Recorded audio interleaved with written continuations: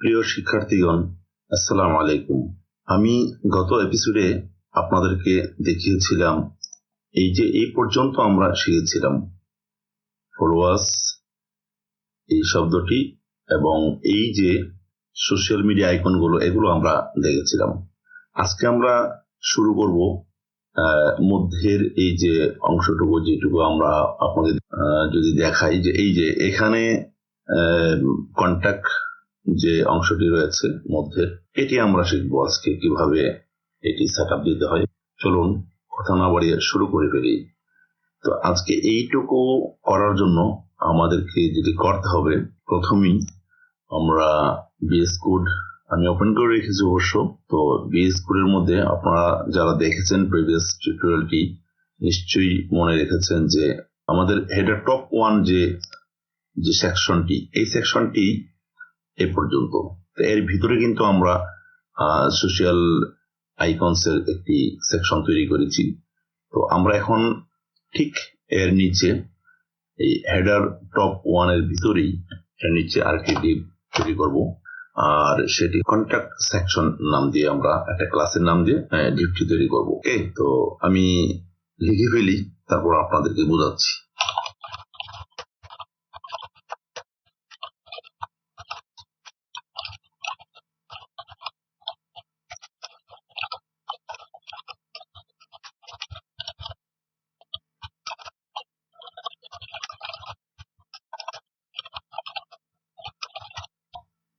এবার দেখুন, আমরা এখানে আইএমজি দিয়ে তিনটি আইকনকে আমরা নিয়ে এসেছি এই কোডগুলোর মাধ্যমে। তো আপনারা আগেও দেখেছেন আইএমজি দিয়ে কিভাবে লিখতে হয়। আমি অবশ্য এখানে একটি আইডি দিয়েছি, এডিডিআর আইকন, ওই উপরের মতোই। প্রথমে আমি সেকশনটি করেছি কন্ট্যাক্ট সেকশন, তারপর এডিটর আইকনস নামক আরেকটি ক্লাস করেছি। এই ডিভটির ভিতরে আমি তিনটি ইমেজ এনেছি, আর এই তিনটি ইমেজ হলো কি ডায়াল আইকন, হোম আইকন, তারপর হলো কি মেইল আইকন, যেটি আমরা এখানে দেখতে পাচ্ছি। আমরা যদি একটু দেখি যে এই যে দেখুন, একটি ডায়াল আইকন, একটি হোম বাটন বা আইকন, আর একটি হলো মেইল আইকন। এর মধ্যে আমরা স্প্যান করে এই লেখাগুলো দিয়েছি। তো আমরা এক নজর দেখে নিই যে আমাদের সাইটটির অবস্থা কিরকম পরিবর্তন হয়েছে। এই যে দেখুন, বড় বড় দেখাচ্ছে, কারণ আমরা CSS ব্যবহার করিনি এখন পর্যন্ত। চলুন আমরা CSSটা ব্যবহার করে নিই, তারপরে বুঝতে পারবো যে এটা কেমন দেখাচ্ছে। ওকে, CSS এর জন্য আমরা প্রথমেই লক্ষ্য করুন, উপরে আপনারা যদি না লিখে থাকেন এটা লিখে ফেলবেন যে social icon section end here. আমি লেখাটি একটু পরিবর্তন করেছি, আপনাদেরকে যদি দেখাই যে social icon section start here, আর পুরোটার জন্য হেডার টপ 1 স্টার্ট হিয়ার। এই যে কমেন্টগুলো লেখা অত্যন্ত জরুরি, নইলে পরবর্তীতে এডিট করতে কষ্ট হবে, খুঁজে বের করতে কষ্ট হবে, কোথায় কোন কোড রয়েছে এটি খুঁজে বের করতে কষ্ট হবে। এবং এটি একটি গুড প্র্যাকটিস যে প্রত্যেকটা সেকশনের জন্য আলাদা আলাদা করে কমেন্ট করে রাখবেন, কারণ কমেন্ট না করলে পরে আপনি একটি প্রজেক্ট করলে বুঝতেই পারছেন হাজার হাজার কোডিং করতে হবে, তো তখন তো আপনি খুঁজে পাবেন না। যার ফলেই প্রফেশনাল যারা আছেন পৃথিবীতে সবাই কিন্তু এইভাবে কোডিং করেন কমেন্টের মাধ্যমে। তো এই লেখাটি আপনারা পরিবর্তন করে নেবেন।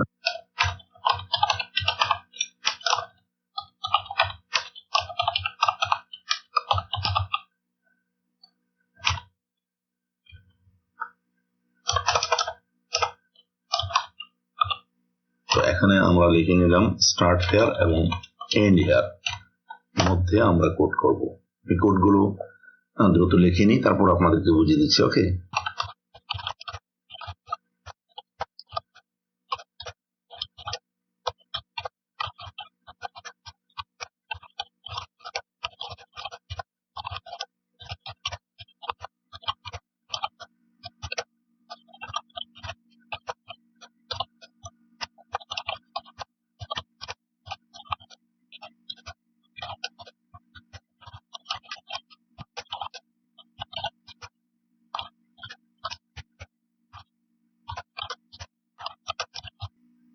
বন্ধুরা, আমরা কিন্তু কোডগুলো লিখে ফেলেছি তাড়াতাড়ি হওয়ার জন্য, নইলে আপনারা বিরক্ত হবেন। এখন আমি বুঝিয়ে দিচ্ছি, একবার আমরা দেখে আসি আমাদের সাইটটি কেমন হয়েছে। ওকে, সেভ দিয়ে আপনারা দেখে বলুন সাইটটি কেমন হলো। হ্যাঁ, এখানে দেখতে পাচ্ছেন যে সব ঠিকঠাক আছে, একটু উপরে উঠে গেছে, ঠিক হয়ে যাবে। আচ্ছা বন্ধুরা, দেখুন এখানে এই যে উপরে উঠে আছে, তার জন্য আমরা একটু দেখে নিই আমাদের কোডে কি ধরনের ভুল আছে কিনা। ঠিক আছে, হ্যাঁ, প্রথমেই আমরা দেখতে পাচ্ছি এখানে একটি ভুল 3 জায়গায় আছে। স্প্যানের ক্লোজিং ট্যাগের মধ্যে আমরা স্ল্যাশটি দেইনি। এটি দেওয়ার পর আমরা যদি আরো দেখি, না এখানে আর কোনো ভুল নেই। তো চলুন style.css এ যাই। এখানে আমি অটো দিয়ে দিয়েছি, অটো হবে না। কারণ কেন হবে না, এটা হবে আপনার, এটা আমি দিতে চাচ্ছি 45%। কারণটি হলো, আমরা যদি একটু দেখাই, এই যে মানে এখান থেকে এ পর্যন্ত পুরোটা হলো 100%। তো আমি এটি একটি পার্সেন্টেজ দিয়েছি, সম্ভবত দেখি আপনাদেরকে দেখাই কি আইকনস, যেটি আইকনের সেকশন, হ্যাঁ এই যে দেখুন 25%। যদি আপনারা বিগত সময়ে আমি সম্ভবত 33% দিয়েছিলাম, আমি এটি চেঞ্জ করেছি, আপনারা চেঞ্জ করে নেবেন 25%। কারণ আমরা চাচ্ছি যে এই যে এইগুলো একটু এইদিকে রাখা, বাম দিকে রাখার জন্য আর কি, সেন্টার রাখার জন্য। ঠিক আছে, তো এখানে 25% দিলাম, আর এটাকে 45%, আর বাকিটুকু আমরা পরবর্তী ক্লাসে শিখবো, যেটি হলো অ্যাড টু কার্টের জন্য। ওকে, তো এখন এখানে আমরা দেখতে পাচ্ছি যে 45% আমাদেরকে দিতে হবে, অটো নয়। আর এখানে দেখুন না, বড় একটা ভুল, যদিও ছোট দেখতে ছোট্ট, অনেক বড় ভুল, ডট দিতে ভুল করেছি। তারপর টাইপ মিস্টেক তো হতেই পারে, তাই না? আপনাদেরও হবে, এবং হলেই ভালো, কারণ যখন মিস্টেক হবে তখন এটা এডিট করে আপনি যখন শিখবেন, করবেন, বারবার করবেন, দেখবেন যে প্রোগ্রামিংটা বা ওয়েব ডেভেলপিং বা ডিজাইন করাটা আপনার জন্য অনেক সহজ হয়ে গিয়েছে কোন এক সময়। ওকে, তো এখানে আর একটি ডট দিতে হবে, আশা করি আর কোনো ভুল নেই। আচ্ছা চলুন এবার চেক করে দেখি। হ্যাঁ, এই যে দেখুন, এখন দেখুন আমরা সিএসএসটা দেখে ফেলি। তো এখানে সিএসএস দেখেন, কন্ট্যাক্ট সেকশন আমি প্রথমে বলেছিলাম উইথ 45% আমরা দিলাম। ডিসপ্লে ইনলাইনের কাজটি আপনারা আগে জেনেছেন, যারা দেখেছেন। এই যে এখান থেকে এই পর্যন্ত বাম থেকে ডান দিকে লাইন ভিত্তিক সাজানো হয়েছে, এই জন্য ইনলাইন দেওয়া হলো।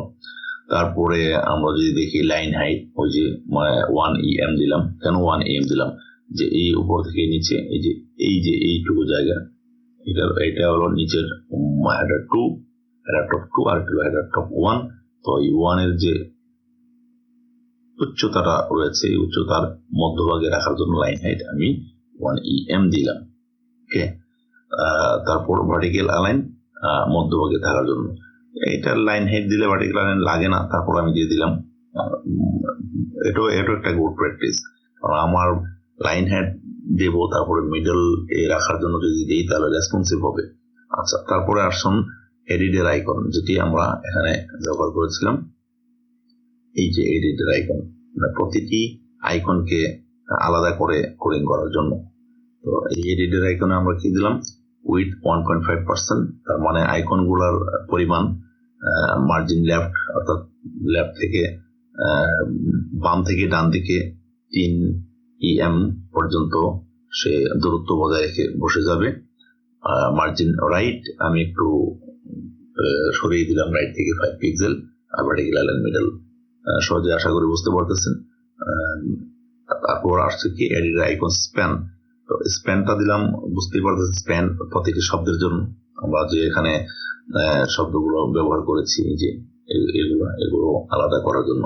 আলাদা করতে গিয়ে কি করলাম, এখন দেখুন এর আইকনসে কালার অর্থাৎ টেক্সট কালার দিলাম হোয়াইট বাট একটু গ্রে টাইপের, তারপর font weight 400, that means bold বা মোটো একটু পুরু করার জন্য ফন্টটাকে 400 দিলাম। আপনি যদি ইচ্ছা করেন 500-600 দিতে পারেন। ফন্ট ফ্যামিলি ব্যারাডানা আমি যেটা পছন্দ করেছি সেটি দিয়েছি। Font size 0.9 EM। তো বুঝতেই পারছেন একবার সহজ সিএসএস। আর আমাদের ক্লাসটি কিন্তু HTML ক্লাস, সিএসএস এর উদ্দেশ্যে নয়। তারপরও সিএসএস তো আপনাদেরকে না দেখালে বুঝবেন না, বা সিএসএস ছাড়া তো এখানে উপস্থাপনও করা যাবে না। সো আমাদেরকে কিছু না কিছু সিএসএস ব্যবহার করতে হবে। আর ভবিষ্যতে ইনশাআল্লাহ সিএসএস এর উপরে বিস্তারিত বুঝিয়ে একটি সিরিজ করব, যেখানে আপনাদের আর কোনো কমতি কোনো রকমই থাকবে না। তো আজকে এই টিউটোরিয়ালটি থেকে আমরা কি শিখতে পারলাম? আজকে টিউটোরিয়াল থেকে শিখতে পারলাম যে HTML কোড কিভাবে ব্যবহার করতে হয় এই কন্ট্যাক্ট সেকশনটি করার জন্য। তারপর এই কন্ট্যাক্ট সেকশনটি প্রতিটা সেকশনকে প্রতিটি ট্যাগ এবং স্প্যান এগুলো উপরে কিভাবে সিএসএস এর ব্যবহার করে এখানে সঠিকভাবে কন্ট্যাক্ট নাম্বার, তারপর অ্যাড্রেস, আমাদের ইমেইল অ্যাড্রেসটি উপস্থাপন করা যায়, এটি আমরা খুব ভালো মতো শিখলাম। পরবর্তী ক্লাসে আমরা এখানে একটি, এই যে আমি যদি দেখাই আমাদের সাইটটিতে, এই যে অ্যাড টু কার্ট, এই বাটনটি কিভাবে এখানে যুক্ত করতে হবে সেটি আমরা শিখবো ইনশাআল্লাহ। তো সে পর্যন্ত আপনারা সবাই ভালো থাকুন, সুস্থ থাকুন, এবং আমাদের এই চ্যানেলটিকে সাবস্ক্রাইব করতে কখনোই ভুলবেন না। লাইক করুন এবং শেয়ার করতে ভুলবেন না। আপনার বন্ধুদের সাহায্য করার জন্য শেয়ার করা অত্যন্ত জরুরি। আর এতটুকু কষ্ট করে সম্পূর্ণ ফ্রি ভাবে আপনাদেরকে দিচ্ছি এই টিউটোরিয়াল গুলো, তো আমি কি আপনাদের কাছে একটি সাবস্ক্রিপশন বা একটি লাইক আশা করতে পারি না? আর হ্যাঁ, যদি কোনো ধরনের কোনো সমস্যা হয়, বুঝতে কষ্ট হয়, তাহলে অবশ্যই আমাকে কমেন্ট করতে ভুল করবেন না। আর কমেন্ট করার সাথে সাথে ইনশাল্লাহ আপনাদেরকে যথাসাধ্য আমি চেষ্টা করব সঠিক জবাব দিয়ে সঠিক সমাধান দিতে। তো পরবর্তী এপিসোড পর্যন্ত আপনারা সবাই সুস্থ থাকুন, ভালো থাকুন, এই কামনা করে এখানে শেষ করছি। আল্লাহ হাফেজ।